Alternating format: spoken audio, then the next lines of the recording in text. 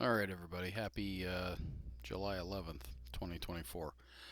It's Thursday here at precisealgorithmtrading.com, and I'm going to try to cover everything tonight. I've been shorting some of these videos down, but tonight I got a little time, so let's dive in and take a look at what's happening. So our automated trading systems, which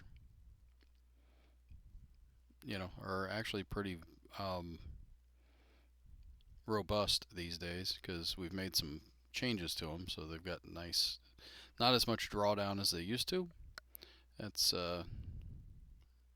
really the biggest thing, and a lot of pretty much most of the upside. So here's the Dow futures. This is our equity curve since from December uh, of last year till now, and this is today's. Well, it's today, and we might as well look at a couple days, I guess. Um, you can see this one doesn't trade very often, and we do have a series of losers, but the losses here are very small, the 150 bucks, so that you can make these types of gains and those types of gains when they do pop. So, and that's this is we trade multiple systems so that so you have diversification. So literally a system like, well, today in the overall market, the Nasdaq went down a lot, where I think the Russell went up, and and actually I think the Russell went up a lot, and the Dow and the S&P 500 stayed relatively flat. So if you think about that, those things working with or even sometimes against each other, one will win, one will lose, that type of thing. And when they all work in concert, it's really pretty good. So this one hasn't been great for a little while, since 628 or 627, I guess. But you look at one like this is the Russell, and I don't have it employed right now, but one of these days I'll work it back into just my personal trading. But I do have it, and it's, again, pretty robust. It doesn't have terrible pullbacks. And on a day like today, I wish it was employed, because that would have offset some of my other losses. So, in a big way, that one nice $3,000 trade versus a couple $75 stop outs. And then here's the NASDAQ, which is actually still my favorite, always has been. Trades the most. It used to have some pretty serious dips, but then it gained nicely after it. This dip right here, I think, is a month long, but I think its max is like 9,000 bucks.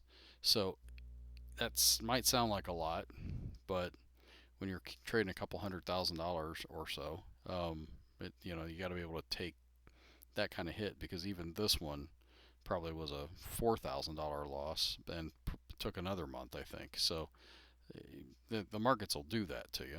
They'll have drawdown, and you got to be able to withstand it. But at the end of the day, I mean, this move at the end over here has been fantastic, and today and the last couple of days haven't been great. But so 7-Eleven, well, yeah, the 710 was actually good, but then we've had a couple of these are a lot of stop outs in the last few days, with only really one nice trade today that was just sort of okay. So that's how it works. And yeah, if you're interested in these systems, we sell them on the internet. So we can sell different versions of them. We can make different versions of them. We can make them so they only trade in the morning session. We could see what that looks like. But generally, the math is going to be the same, because it takes the same math and it's the same math in each instrument, with just a few different parameters, tightening and loosening certain parameters to get the upward sloping equity curve. So, not to give away all of our secrets, but that's kind of how it works. So, it's not really secrets in trading, it's all just a matter of putting together the right amount of trades that it's statistically significant. All right, I'll get off of that bandwagon and move on to our manual trading systems, which it's interesting watching the futures here tonight because they're moving quite a bit. Um, and I really don't know what the catalyst is and don't need to, but it's probably some. I mean, today I think Tesla was the big news story for the NASDAQ to go down 364 points here and 1.95%.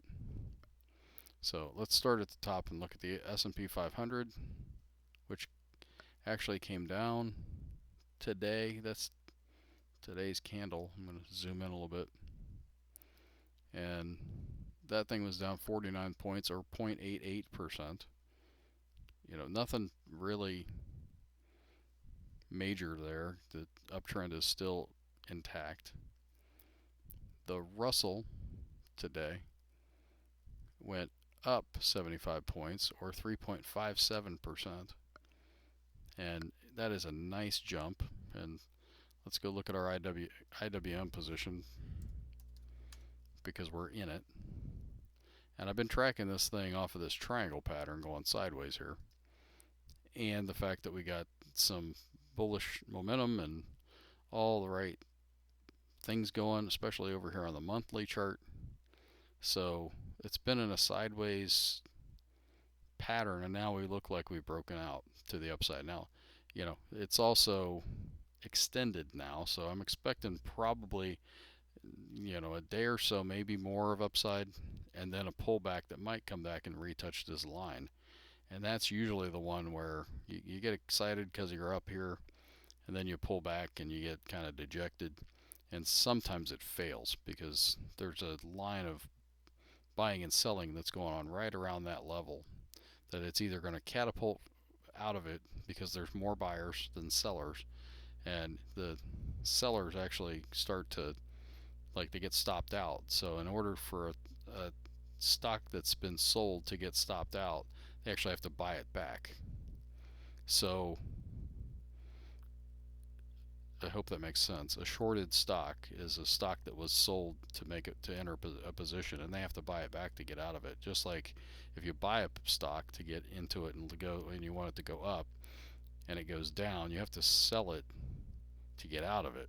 So there's more buying that can happen when stop outs happen. And anyways, that can catapult a stock. We'll see. This thing's been in a squeeze, and we got actually a squeeze on 2 time frames, the monthly and the daily. And actually, it's probably a squeeze on the weekly as well, and it is. So there you got that going on, and that's the weekly candle right there. I just flipped it over from week to month or month to week, and then so we can watch this thing. And really, my only reaction is going to be when it crosses back below this orange line. And then let's not forget, I do have a target way up here that I'm watching for it to potentially get to, which actually goes back to these old highs, which is usually, it's like where liquidity is. So you get into an area where there's buying and selling that goes on, then it breaks out one direction for either more sellers or more buyers, in this case more buyers. Then you get up to here where there's sellers and buyers again at probably a bigger magnitude because they've been hanging out for a while. And anybody that was still holding on will want to get out at break even. And then you'll just see if the buyers are stronger or than the sellers, and we'll see if we can go higher. So not to say that's going to happen before it falls over, but that's what we're aiming for.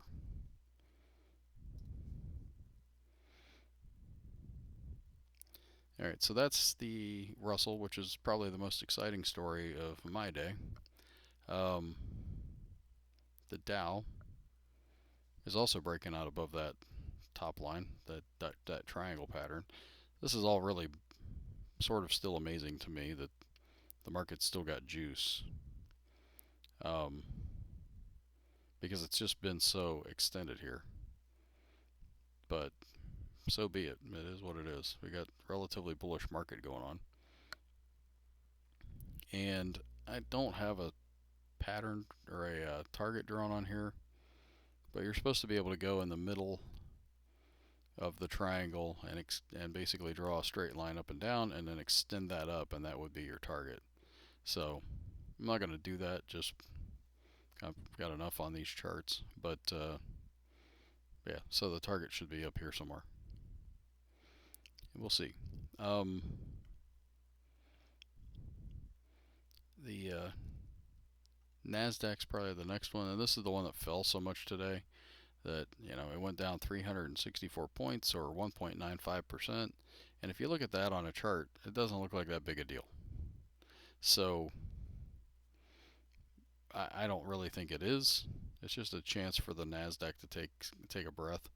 And we do have a big candle over here on the monthly chart that's got a big wick on it now. But we're not even a halfway through the month, so we'll see what happens.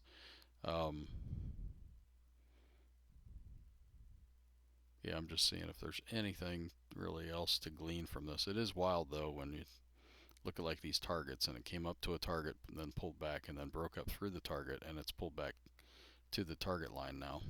That it looks like it's like meant to be. And don't forget, these targets are just based off of 1, 2, and 3 uh, times the risk, or 4. I guess there's 5 of them. So each line is one more times the risk of on the monthly chart. All right. And we still have a pretty bullish cloud out here to the right as well. So it's not to say it's all going to go in a straight line, because we can get a decent pullback. But yeah. All right. You put them all together. That's the overall market. Still climbing. It sure looks like it's still climbing. Oil. I actually bought in the rest of my position today just because I don't want to miss it. And if it falls down some more, then it is what it is. But don't, part of the reason is we got a squeeze going on over here on the monthly, and if there's a big triangle pattern going on this monthly chart and it breaks out higher, it could look an awful lot like what the Russell's doing right now. And I just don't want to not be a part of that. And we also have a bullish future cloud. So there's a lot of good trading opportunity in this chart. So I'm wanting to take advantage of it. And I think as of today, we're up a little bit based on just getting in the last couple days. All right. We can look at that in the Analyze tab. Yep, up 250 bucks.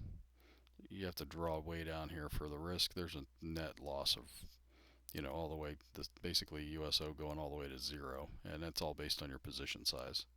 And position sizing is a whole nother animal with the markets. So, you got to risk what you're comfortable with and size your position so that that's the risk that you take, unless something really falls apart.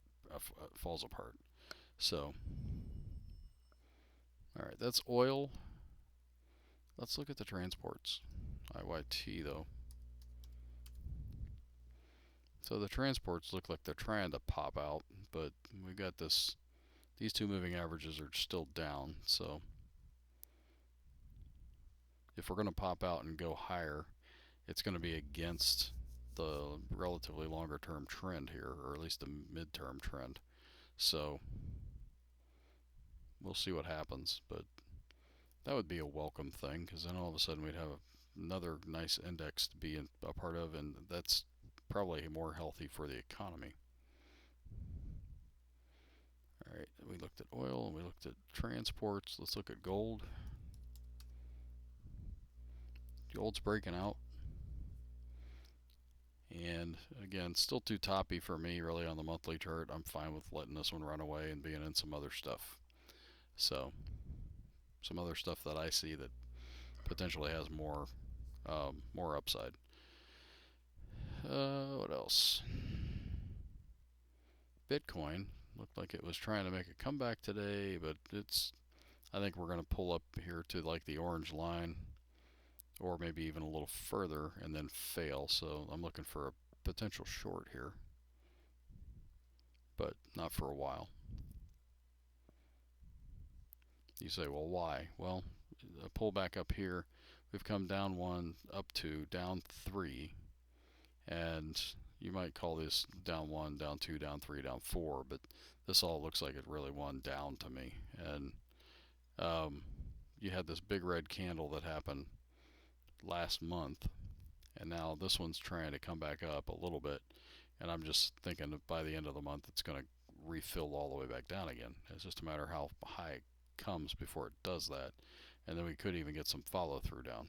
So, and this is Bitcoin Strategy ETF, so it's not exactly Bitcoin, but it's pretty dang close.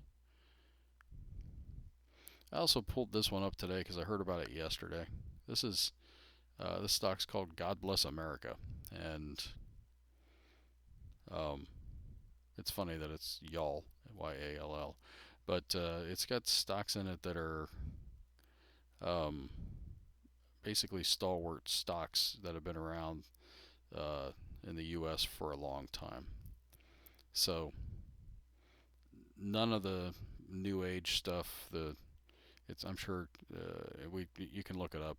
Go to Yahoo Finance and you can find out what the components of it are. But it's not going to have any of the solar or any of the electric vehicles or any of that type of stuff. It's going to be more things that have been in the U.S. for a long time. Coca-Cola probably, Walmart maybe, things like that. So, anyways, I thought this was an interesting chart and an interesting kind of an animal that I do want to keep an eye on. Trading wise, I don't know how much volume it has, so it might be a one to be a little careful of because low liquid stocks are hard to get in and out of. So it doesn't look like it's been around long enough to even have a lot of monthly data. So, all right, that was just a fun one for me. Let's look at NVIDIA or NVIDIA, depending on who you are. So this is one where it's got still an awful lot of potential upside, but it's one of the ones that's dragging the market down right now. Tesla is too, I understand. Oops, TS. So Tesla lost almost 8.5% today. We got earnings coming up on the 23rd, so I'm sure it's just coming back down so that it can. Well, it's actually pretty bullish, so it'd be interesting to come back down and then bounce from there for earnings, which would be something to watch, especially since we've got a new green candle after a red candle on the monthly chart over here. This could be a new potential monthly trade going into next month. Something I'm going to keep my eye on for sure. And that's probably enough for stocks. Let's look at the VIX here because it's gone sideways and now it's touching the Bollinger Bands, and one of these days I think we're going to get a Bollinger Band pop and the whole market's going to come down hard and people are going to get caught with their pants down. But I don't know how close we are to that because of all this. This could unwind, come all the way back into this zone here without really disrupting the uptrend. But it would take, let's say, like the Nasdaq, or not the Nasdaq, the Dow. Well, although man, we got the conflicting, like it wants to go higher. Let's look at the Nasdaq. The Nasdaq coming down. I mean, it could come down all the way 1,000 points and really not miss too much of a beat. So, which would be a lot and would freak a lot of people out. The fact that the Russell's going higher right now is a pretty good indication of, I think, a healthy market. So it'll be a lot healthier when the point and figure charts also follow, especially the big one. And finally here, the industrials today didn't move. The NYA went up 8.3%. That's good. The transportation index didn't move, except that intraday it had to have to tack on these O's, but it came all the way back to where it started from. So that actually could be a bullish indication, even though it's, you know, it looks bearish. So just the fact that it came back so far after it did trip those three new boxes to the, or you know, O's to the downside. Interesting stuff. That was the transports. The Nasdaq up 4.85%. So the Nasdaq on a rough day actually tacked on more bullish percent buy signals today.